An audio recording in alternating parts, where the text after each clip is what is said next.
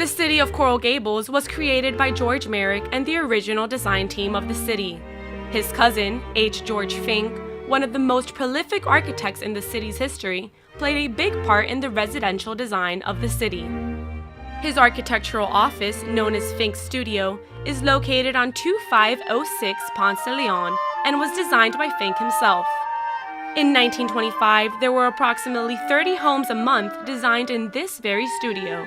One of the most intact Mediterranean interiors, which is rare to find in a commercial building, is found here. In fact, the building itself is used as a Mediterranean precedent that guides architects today. The building has been preserved for years, and recently a complete assessment was conducted by Martinez Alvarez Architects. We're working on the preservation and assessment of the Fink Studio where we are now. This building is unique in that it's 93 years old and most of its significant original building elements are intact, although in need of repair. So we assembled a team of architects, engineers, conservators, contractors, and subcontractors to look at the special challenges of preservation and present-day code compliance. Architecture students from the University of Miami had an opportunity to produce drawings that have helped with the assessment process. We recently used this building as a classroom for one of our architecture courses in preservation. We worked on this building to produce a set of drawings that is now in the Library of Congress. And the drawings that we produced then serve as a kind of basis for future assessments, which is part of what's happening right now. The report follows basic principles for successful preservation, planning to study, identify, investigate, develop, and share the findings. It starts with studying the history of the building, identifying the original architectural features, investigating what conditions these features are in, and developing a comprehensive strategy for the preservation, restoration, or reuse of the building. One of the most interesting things that they did when doing the assessments was to identify scientifically the original colors of the interiors.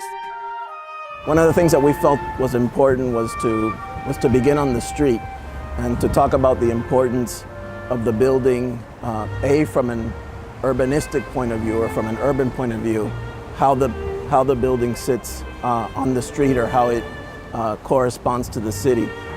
Once one enters the forecourt, we're presented with the great portal, or this beautiful entry portal. This forecourt is open to the sky.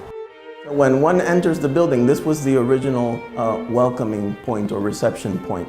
What's interesting about this is that it has this beautiful floor and beautiful ceiling. And clearly one's eye is attracted first to the floor and then to the ceiling. But we're in a compact space. So what we want to iterate is that the sequence, the architectural promenade through this building is really a work of art. Once one enters here from a more compressed space, you come into this really large and very welcoming space. We also see the amount of light at this point now coming in from the street. So we're standing in what is now a hallway, but what it really was one great drafting room. All the way from the meeting room to the back of the property was one large drafting room or drawing room where they had all the architects' tables laid out. And then we had doors and windows that would open to a garden that would allow beautiful light into the drawing room. So in the future, as part of the assessment, we'll be figuring out how one might reuse those spaces or think about adaptive reuse and so forth. The assessment is carried out in consultation with several organizations and close collaborations among technical specialists. In order to do all of the studies and to get closer to the architecture, to really look at it closely, we had to set up scaffolding both inside and outside the building, and it was really for many consultants to use.